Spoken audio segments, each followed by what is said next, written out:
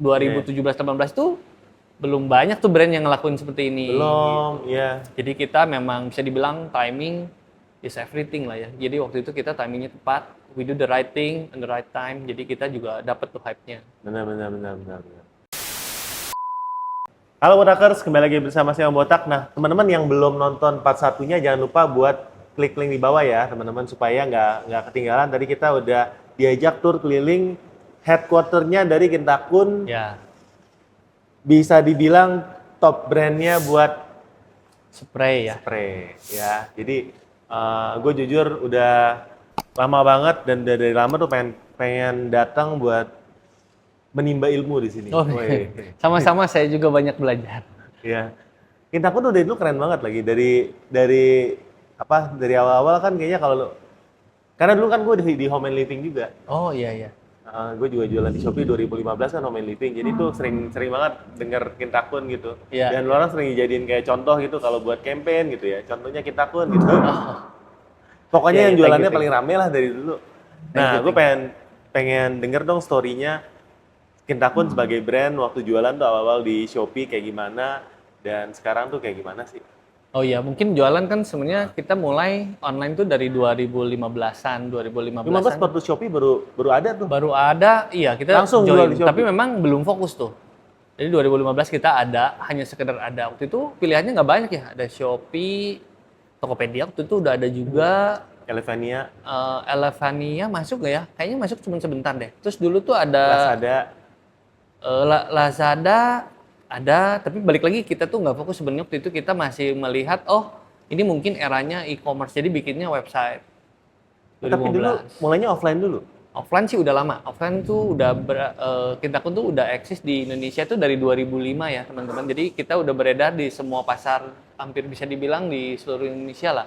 Di kota-kota besar di Medan, Jakarta kan masuk Tanah Abang, Mangga 2 gitu-gitu. Surabaya ada, Jawa Tengah ada, Cirebon ada, Makassar, itu Kalimantan. Jadi memang dari dulu memang kita bisnisnya B2B. Ya. Nah, waktu mau masuk ke online itu kita di 2015 lah. Waktu itu memang eranya semua lagi teknologi ya. Ya. Convert lah, pindah gitu. Orang mulai bakal ada shifting market tuh dari offline ke online. Tapi belum. Ya, belum. 2015 itu belum. Jadi waktu itu kita mulai dari website, udah gitu masuk di semua e-commerce, hanya untuk sekedar ada. Bisa dibilang penjualan juga masih seadanya lah.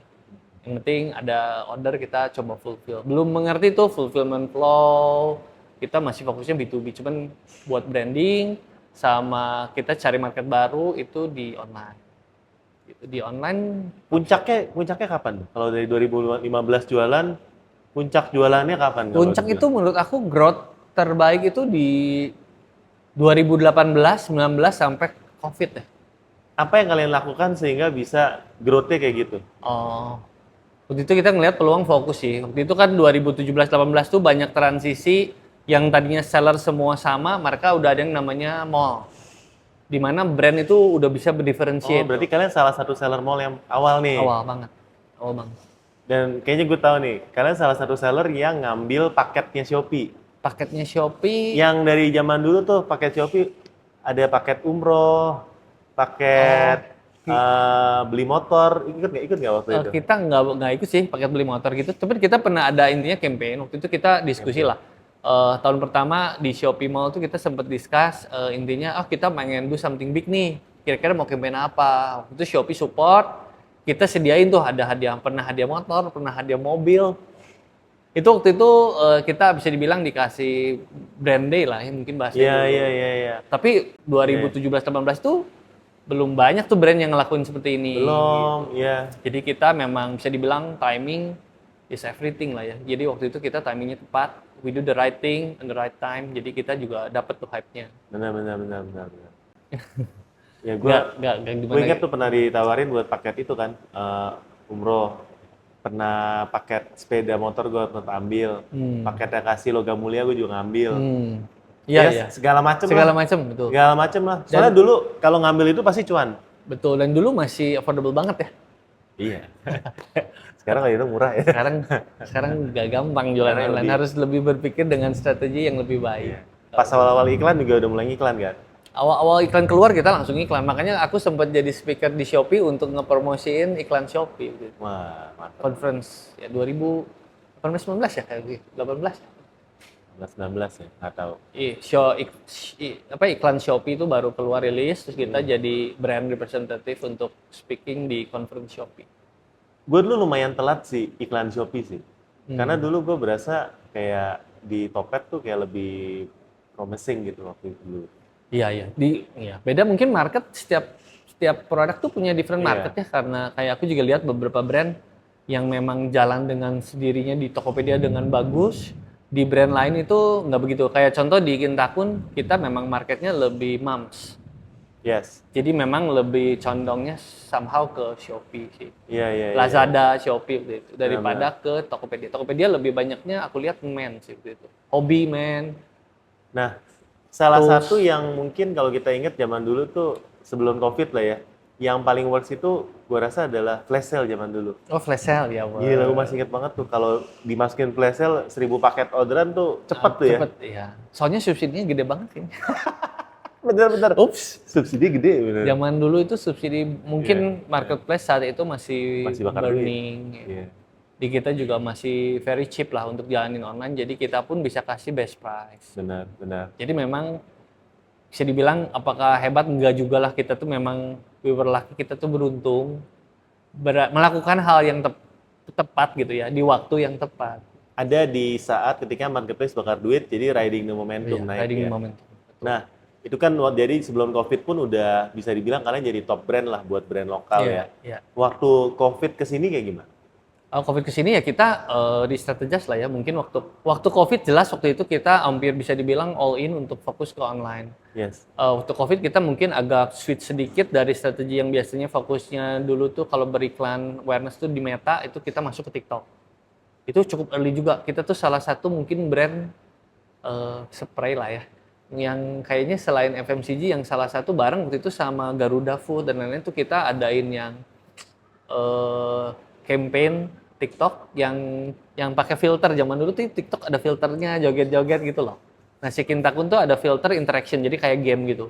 Itu salah satu kita brand Indonesia yang satu dijadiin showcase juga di TikTok tahun 2020 2021 aku lupa. 2021 udah udah masuk TikTok.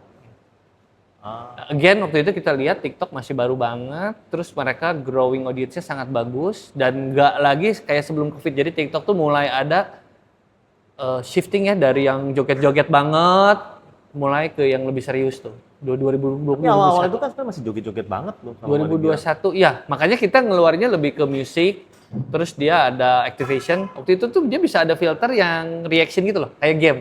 Jadi kalau akunya kesini dia ada reactionnya. Jadi itu sponsor by Kintakun gitu? Sponsor by Kintakun. Jadi kita bikinnya tuh ada spraynya jatuh, ada lagu-lagunya Kintakun. Terus lu bisa tebak gitu loh, mau pilih A atau pilih B. Pilih A, pilih B, nanti dia akan switching ngasih tahu lu cocok dengan motif yang mana. Berarti dari awal pun udah itu. Jadi waktu TikTok Shop waktu pertama kali buka, kita langsung gas. Langsung set. Set. Nah, banyak ya. Iyalah, balik lagi timing lah. On the right time kita lihat udah ada potensi, terus kita mulai langsung fokus gitu ke arah. Ya mungkin kalau cerita setelah COVID, bedanya waktu COVID tuh aku lihat kan masyarakat memang dipaksa untuk beli online.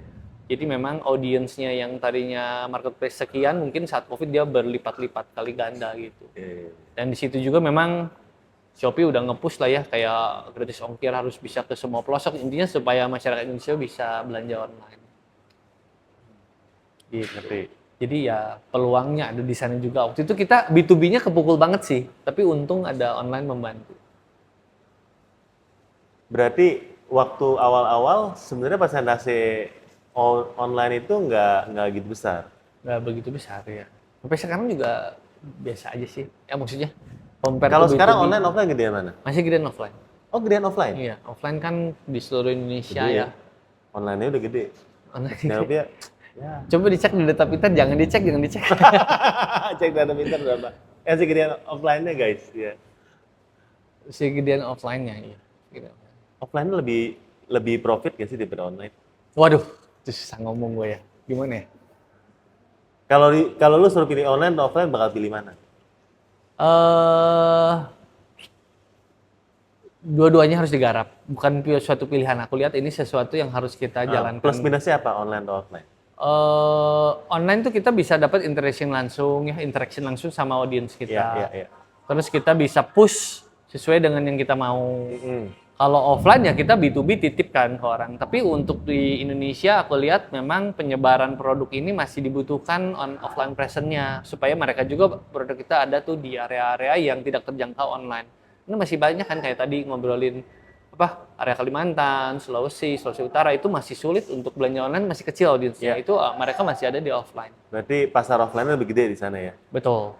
Ya masih besar lah. Jawa besar, di sana juga besar. Oke. Nah, saat ini kan Kintakun kuat banget di spray ya. Kalau dilihat sebenarnya untuk challenge untuk jualan produk seperti ini apa aja sih?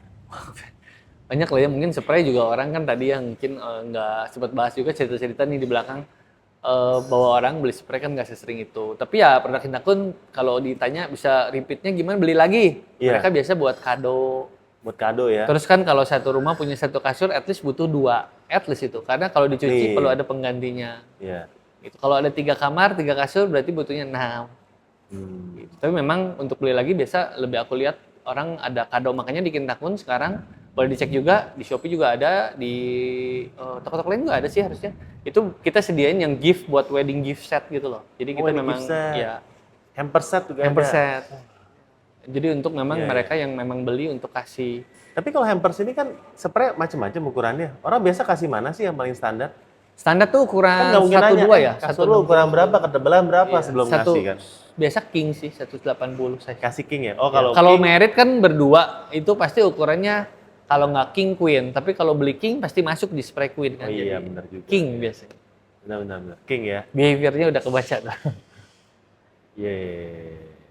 Gitu. Nah, terus kita juga ngembangin produk-produk lain lah. Seperti apa? Jadi di Kintakun tuh, di sini nih. Ya ini contohnya ada reed diffuser, kita ada bed linen spray, ada bantal, guling, selimut. Ini bisa kita ekspor di sini ya. Ini wangi. Iya, wangi. Jadi memang kita juga ada pengembangan produk terus. Bantal juga macam-macam ya, dari yang bantal microfiber sampai bantal premium juga ada. Terus spraynya pun kita jadi memang di segala harga juga ada. Jadi ada yang ini paling umum, Microtex, biasa orang-orang tahunya bahannya. Ya.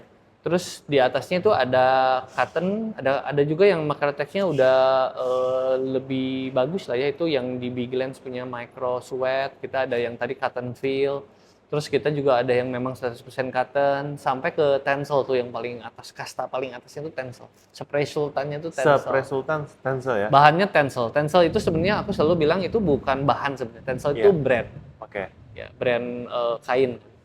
Berarti kalau kamu Sultan dan kamu belum pakai Tencel, belum Sultan? Belum Sultan kayaknya.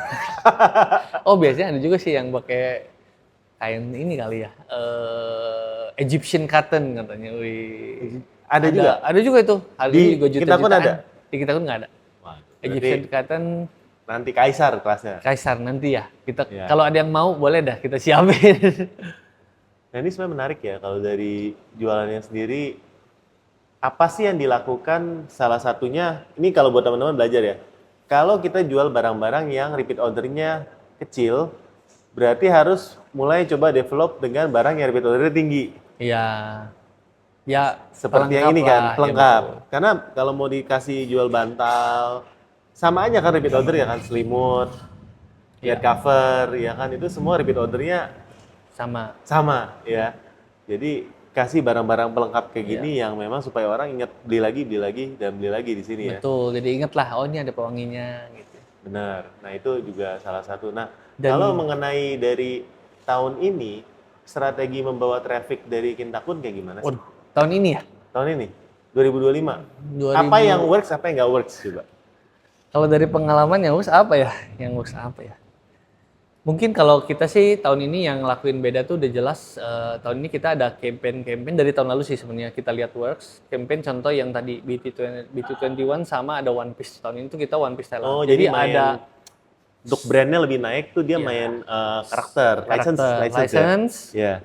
eksklusif, Eksklusif bener-bener habis. terbatas, habis. Biasanya kalau ada yang series keduanya kita launchingin 2 kali, biasanya series 1, series 2. Kenapa nggak mau jadiin ini sesuatu yang continue? Kita continue sih. Kelihatannya ini kan works. Intinya works tuh, ini ngebuka buat kita audiens baru. Tadinya mungkin penggemar One Piece tuh nggak ada yang tahu Kintakun karena banyaknya cowok ternyata. Iya kan? Iya. Ya. Waktu kita keluarin One Piece, mereka jadi tahu nih ada brand Kintakun ternyata yang keren juga ya. Istilahnya brand spray bisa ngeluarin One Piece. Dan mereka juga very happy waktu kamarnya bisa didekorasi dengan sesuatu yang mereka suka. Oh, menarik ya. Kalau gitu bisa jadi produk bestseller reguler dong kalau kayak gitu ya. Reguler, nah beda nih. Waktu kita ngeluarin sesuatu reguler sama eksklusif ya, ada FOMO-nya beda. iya mungkin FOMO sama exclusivity-nya beda. Orang kalau udah jadi reguler mau beli kapanpun ada. Jadi nggak mungkin Sedangkan kita ribuan waktu sold out dalam 1 jam gitu. betul, sedangkan waktu kita launching ini kan terbatas. Orang memang ngejar hari itu doang udahnya habis gitu. Dan mereka tahu behavior-nya, ini udah sekali, kedua kali launching pun mereka tahu ini terbatas. Jadi akan rencananya mengeluarkan Bakal ini ada gitu. next-nya, tapi nggak dengan collaboration yang baru lah ya. Menarik. Jadi itu yang dilakukan. Apalagi yang dilakukan tahun 2025 yang berhasil? Sisanya ya mungkin hampir semua brand aku lihat lakuin kita perlu afiliator lah ya. TikTok itu kita harus garap terus. Kalau cara approach afiliator yang menurut Coffins paling bagus tuh kayak gimana? Waduh, Dan cara manage-nya? belum nemu jujurnya. Aku masih struggling sih. Kita masih struggling di afiliator, tapi kita tahu ini salah satu yang penting dan tidak boleh ditinggalkan. Karena dengan keadaan sekarang di mana marketplace fee-nya terus naik dan tahun depan pun naik lagi. Betul guys ya. Jadi Ya. Tahun 2026 naik. seberapa besar sih brand bisa kasih untuk afiliator? Sedangkan afiliator mintanya juga naik terus. Pasti harus ada yang disacrifice waktu fee marketplace naik. Contoh dari tahun lalu ke tahun ini kita akan mau nggak mau mengurangi budget-budget lain. Salah satunya afiliator. Jadi Tapi bakal naik, afiliator turun. afiliatornya justru dikurangin dari segi presentasi ya, komisi. Nah, tapi ya karena Iya. kita brand udah orang tahu, orang kenal, Iya. dan kita juga udah buktiin dengan menjual Kintakun mereka bisa jualan. Kalau audiens yang tepat tuh enak lah jualan Kintakun. Jadi masih oke aja tuh, ada aja kok istilahnya afiliator-afiliator yang sangat tertarik dengan brand Kintakun. Yang penting mungkin position brandingnya bagus ya. Afiliator akan datang dengan sendirinya. Nah, tapi ya again, bukannya kita nggak mau kasih, tapi dengan fee yang makin bertambah, otomatis harga kalau nggak dinaikin, berarti fee dikurangin. Mau harga spesial murah fee berkurang, atau harganya agak atas tapi fee-nya bagus. Jadi Iya. itu kan suatu yang jadinya kita brand nggak ada jalan gitu.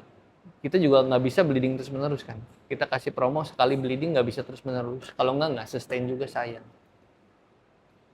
Kalau menurut Coffin lebih works afiliator di TikTok atau Shopee? Aku sih lebih seneng di TikTok kalau afiliator ya. Di Shopee works, tapi aku lebih seneng di TikTok. Jadi porsi omset dari afiliator lebih gede di TikTok daripada Shopee. Harusnya begitu. Ya, saat ini masih begitu. Nah, arti gitu ya. Kalau iklan gimana? Kan dari dulu kan udah mulai ngiklan nih. Kalau Iya. sekarang Iklan. gimana sih iklan yang bagus sih kayak gimana? Waduh. Dari kita? Iklan juga, aduh, tanyanya harus ke boleh dicoba digital. Aduh, gue jadi promosi barang orang. Tanya harus ke agensi ads yang Iya. mungkin udah lebih familiar pegang multiple brand. Kita lah ya. pegang sendiri kan sekarang? Kita iklan pegang sendiri. Jadi kalau iklan kita tetap sih kita diversified lah intinya. Iya. Kita banyak kurangin portion TVC. Jadi kalau zaman dulu sebelum online tuh kan Kintakun iklan di TV. Oh gitu? Ada iklan di TV. Dulu kita pakai Artis? Rosa, Syahrini, Widih. Jessica Iskandar. Itu BA kita lah. Sekarang udah nggak ada Citra iklan TV? Kirana. Sekarang iklan TV hampir nggak ada. Hampir nggak ada. Berarti ada. Ada tapi kecil bang. Karena mungkin behaviornya juga keluarga muda sekarang udah nggak nonton TV ya, gue lihat. Nontonnya di mana? Nontonnya ya di TikTok, di Instagram, Facebook, Instagram sih kayaknya, Instagram, TikTok, YouTube. Jadi tetap ada ngendorse KOL tetap? Tetap endorse KOL, kita banyaknya endorse KOL ada. Kita juga ada brand ambassador, kita juga tahun ini tuh ambassadornya Tia Arestia, dia sangat populernya di TikTok lah. Dan juga dia affiliatingnya juga jalan. Jadi live streamingnya jalan. Oh, berarti lu sekarang bukan endorse KOL based on KOL-nya followernya berapa, tapi yang bisa jualan. Bisa jualan kalau gua. Jadi nyari yang bisa ada konversinya ya? Iya, kalau bisa ya. Iya dong, Dan kalau si Tia ini dia bikin konten VT atau dia nge-live juga? semua. Itu mah, VT, itu iya. mah lo cari afiliator, Live, iya. bukan KOL. Ya. Bukan KOL, dia brand ambassador. Oh. Offline juga datang, kemarin kita adain event di Bandung, Jadi brand ambassador BIP, ya? dia juga datang, kita live, bahkan live-nya di mall gitu. Berarti works ya? Untuk cari sekarang BA itu cari afiliator gede berarti harusnya. Afiliator gede, Tapi kan artis, ya sebenarnya bukan artis, influencer lah ya. influencer lah. Ya, iya ya. Ya, dia tuh sebelumnya artis dia. Dia tuh pemain TV Oh, show. sebelumnya artis, tapi jadi Sekarang influencer. lebih fokusnya influencer. Lebih fokusnya jadi creator lah ya. Creator, ya. Creator lah oke lah. Creator aku seneng shop TikTok sih. Jadi setiap tahun ada Setiap tahun Ada ada yang baru? fase-fase yang baru. Ya, ada yang baru biasanya. yang baru ya. Dan mungkin strategical pun tiap tahun kayaknya kita harus review ya yang mana yang works, yang mana yang enggak. Tahun ini yang nggak works apa? Yang enggak works ya? Iya, coba yang nggak works apa? Yang kita Works- find out works enggak mah works. gampang, kita pun siapa yang nggak kenal ya. Yang nggak works apa? Yang enggak works tuh mungkin menurut aku iklan Meta Facebook tuh hati-hati lah, terlihat kayak bagus banget impression, kliknya hati-hati. bagus banget. Coba deh pasang UTM-nya, klik realnya berapa. Aduh, bocos. Jadi Dan- apa yang dikasih sama yang real sales-nya itu beda jauh. Jauh. Dan awareness sekarang tuh kan orang kalau cuma ngiklan tanpa ada tadi ya mungkin creator atau afiliator atau mungkin KOL yang bisa juga bantu, itu menurut aku agak berat lah. Jadi kalau kita apalagi brand baru gitu ya, brand atau brand yang udah lama, kita cuman ngiklan doang gitu, pakai gaya iklan TV gitu di sosial media, itu menurut aku kurang works. Di sosial media harus gayanya baru dong, harus gaya sosial media, cerita, ada story, atau bahkan ada tokohnya ngomong, jadi orang ngelihat oh siapa nih gitu, udah kenal, ini mereka lebih dengerin. Aku sih ngerasa that works gitu. Berarti udah nggak boleh gaya iklannya kayak dulu, mesti storytelling. Iya, lebih storytelling. Kalau nggak ada wajah juga, tetap sih kalau BA kan dari dulu ada ya kayak dibuat di TV, tapi ini kan buat di sosial media. Ya. Tapi lu bisa iklanin itu oke banget. Yang nggak works ya yang gaya lama, gaya TVC lama, hard selling doang. Menurut aku, terus tadi platformnya juga harus bener ya, mau di mana, caranya gimana gitu. Oke, menarik. Nah ini juga salah satu menarik. Kintakun kan adalah merek offline ke online, ya kan? Dan sampai sekarang porsi offline-nya juga masih lebih besar daripada online. Iya. Gimana caranya kalian jaga harga? Oh. Di mana distributormu yang di toko-toko itu ngancurin harga Kintakun juga? Ya itu memang dari sekarang masih perdebatan yang kayaknya akan terus-menerus. Kita lihat hampir di semua brand yang memang dari offline ke online akan ada isu ini. Yang penting kalau dari aku, kita yang punya kontrol di official, di online, maka kita jaga harganya bahwa kita retail price kita tuh segini, jaga. Dan waktu di mall itu kan kita kasih lebih banyak services lah. Ya, Seperti apa? seperti pengirimannya kita kan ada yang di Jakarta dan di Bandung, garansinya kalau ada isu juga toh kita ganti. Apakah reseller enggak tetap diganti kok. Jadi kalau beli barang Kintakun itu kalian dapatnya ada bukti video BS dari pabrik gitu. Kadang-kadang ada yang mungkin jahitannya lepas atau kainnya rusak karena dari pabriknya yang nggak lolos QC tapi lolos gitu. Kan dari ribuan item pasti ada satu mungkin dua. Nah itu kita juga akhirnya kita pasang services yang kita garansi deh, terutama yang di official kita pasti servis langsung gitu, bisa langsung direct ke official. Biasanya kalau nggak beli di official kan mereka harus ke tokonya dulu, dari toko baru mereka direct, lebih lama prosesnya. Jadi itu juga kita harus pikirin. Udah gitu di official biasanya lebih banyak juga GWP lah ya.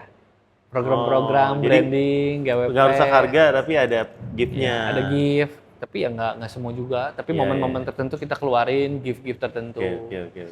Di belakang ini 12 ini juga kita tuh kemarin 12 yang akan datang tahun 2025 ini kita ngeluarin kayak gacha gitu, konsep baru. Jadi kalau beli Kintakun di Shopee itu kalau belinya di atas 250.000 basket size itu dapat kayak gantungan tas kunci gitulah, gantungan kunci tapi buat di tas juga bisa.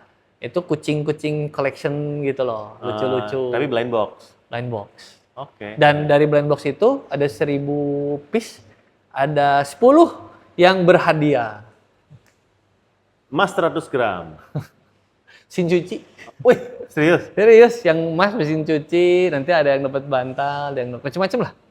Itu ada, follow aja Kintakunnya, nanti kalian bisa cek itu. Itu kita konsep baru juga, kita coba bikin lebih menarik lah. Nah, di official tuh ya kita bisa lakuin Jadi itu hal-hal bisa seperti jadi orang live punya bahan jualan ya? bisa dong. Bisa ya, beli nih lagi dapat ini. Iya, lagi harganya ada total collection ya, berapa. kamu Oke. dapat warna apa. Nah, kalau ketemu distributor-distributor yang nakal-nakal itu, yang jualnya hancurin harga, di-delete nggak? Susah ya di-delete. Kita biasa tegur. Di-delete yang jualannya kan marah. Jadi kita Jadi tegur aja sih, kita remind. Kita Tegur ada ya? harga standard price lah retail. Jadi kita remind. Kalau susah ya gitu ya? memang iya susah. Apalagi kalau dia offline-nya ngambilnya banyak ya? Iya. Terus kalau memangnya tetap mau jualan murah, iya kita juga susah. Tapi yang pasti sekarang juga strategi lainnya tuh ada motif-motif yang berbeda yang hanya ada di official. Oh gitu? Ya. Official only. Jadi agak beda tuh. Jadi Motifnya kalau udah dibedain suka ya? motif yang ini ya cuma ada di sini. Kalau ada juga yang offline only, di official nggak ada. Tapi kalau kita lihat di Shopee atau di TikTok-nya, orang offline-nya bisa jual motif itu kan? Yang offline only ya. Offline only, Iya, betul. iya. Jadi kalau mancur Semua reseller bisa, tapi yang di official mungkin nggak ada itu. Jadi dibedain aja sih produknya. Nah. Itu mungkin strateginya lah ya, bisa dilakuin. kan Kintakun udah melewati masa dari 0 mungkin ke 1M pertama untuk jualan ya. Sekarang mungkin udah ke puluhan M lah ya. Waduh. Mungkin ya. Nah, Belum, kalau belum. dari 1M Amin aja, amin. ke atas itu, apa aja sih harus dilakukan dari sisi tim atau dari sisi treatment atau dari sisi apanya sih beda untuk bisa ngelewatin itu? Karena jualan spray kan sekali lagi yang ya memang nggak gampang karena orang cuma beli sekali terus 3 tahun lagi kalau mau beli dia cari lagi kan di Shopee kan. Iya. Terus kalau kita nggak ngiklan, nggak nge-live, orang udah lupa belinya merek apa gitu ya. Iya. Jangan lupa lah kalau udah tidur sama Kintakun, intinya Wah, tiap Kintakun. hari tidur ya. Jangan masa dilupain ya. Jadi Ya. mungkin aku mau ngingetin dulu ya, kalau yang tadi masalah tidur itu orang suka anggap remeh, spray mah ya udahlah beli aja seadanya. Justru sebenarnya kita tuh nggak sadar ya, tapi kita adain survei waktu itu, kita tuh spend bisa dibilang kalau anak kos mungkin bisa sampai 60% itu di kamar. Iya. Salah satunya itu kan tidurnya juga udah 30% kita. 7 jam, 6 jam, 7 jam udah di kamar tuh. Jadi sebenarnya dari sehari itu kita persentasenya banyak sebenarnya di kamar, dan spray itu jadi esensial sebenarnya. Jangan beli yang kaleng-kaleng lah Ya, jangan beli yang kaleng-kaleng, beli yang bagus. Beli yang belakangnya kun kalau bisa. Yang belakangnya kun. Ya. Gitu. Terus kalau tadi ditanya Gimana caranya scale dari 1M scale ke atas? 1M ke atas ya, itu penting banget ya kita build tim. Di aku juga sekarang tim kan Timnya ada. total berapa Kintak? Wah, timnya ya? Iya. Mungkin sekitar, tergantung tim apa dulu nih. Kalau yang intinya kita sih tim fulfillment udah mulai benahi dari 2 tahun lalu. Terus tim marketplace sama tim branding kan itu udah mulai dibentuk. Dari yang awalnya cuma asal mungkin yang penting ada bisa konten, lama-lama kita serius tuh udah ada brandingnya, tim content creator, tim copywriting, gitu kan, desainer, tadi juga tim production. Jadi kita udah mulai lengkap sekarang. Kira-kira 40-50 ada kali? Total ada. Total ada ya? Yang ya, Jadi fokus untuk branding, bisa punya online. yang ini emang mesti lengkap ya? Ya, sama tapi sekarang. kalau misalnya udah di atas 1, kayaknya memang udah saatnya kita lebih fokus ke sana ya. Terus di logistik juga sangat penting ya, di fulfillment itu kan penting juga ya. Kayak sekarang banyak sekali yang postingan Om Botak beberapa kali yang pembelian COD kembali ngaco ya. Nah itu gimana sih Penipuan supaya flow-nya ya. Wah, flow-nya nggak kena ini? jujur kita masih ada aja kecolongan, dan kita berharap mungkin ke depannya atau ya masyarakat Indonesia lebih bisa amanah lah ya. Tapi untuk menanggulangi hal seperti ini tentu kita juga lebih ketat aja sih dari tim yang ngeliatin returan gitu. Jadi harus lebih sering dicek, harus lebih sering dipantau. Terus juga sebelum kita biarkan terlalu lama, waktu kita terima barang yang tidak sesuai itu, kalau memang statusnya masih oke, itu bisa kita klaim. Itu kita cepat-cepat klaim sih. Bisa klaimnya ada yang ke logistik, ada yang ke marketplace. Tapi intinya Kalau dulu kita sempat kayak fokus ke yang lain, ini agak jarang-jarang dicek, itu udah telat, kadang mau klaim aja udah telat. Jadi sebenarnya itu banyak bocoran di sana ya? Banyak sekali.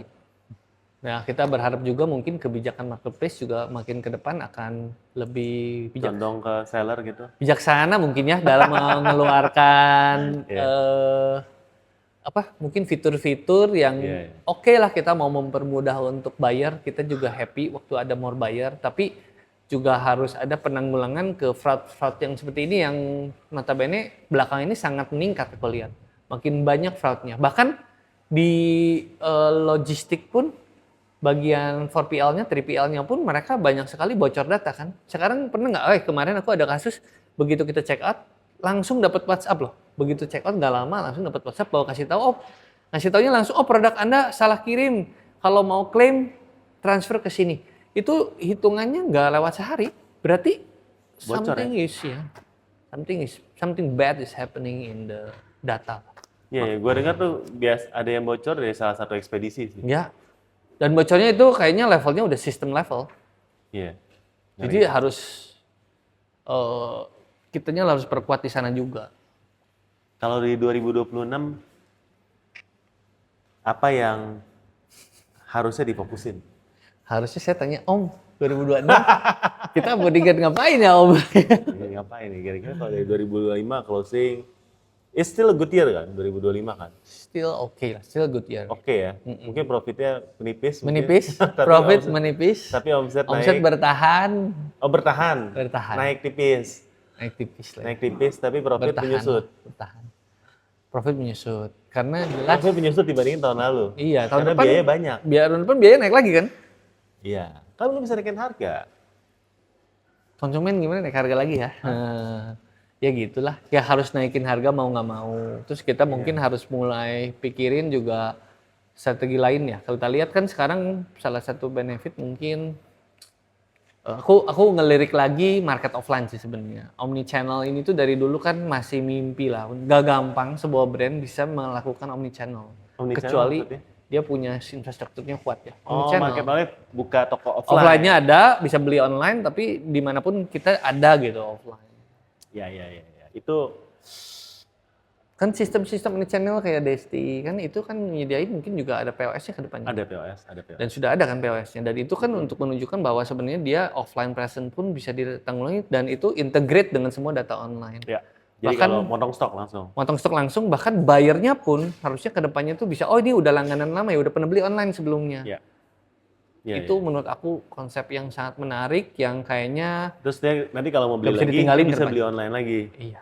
Jadi online to offline, ke online lagi. They can feel it offline, bisa experience it offline, tapi juga bisa buy anytime online. Ya, itu harusnya kalau sistemnya datanya udah itu enak sih ya. Ya. Dia bisa kumpulin poin mau beli di mana aja. Betul, tapi kan buat beli di mana aja tuh perlu infrastruktur tadi loh.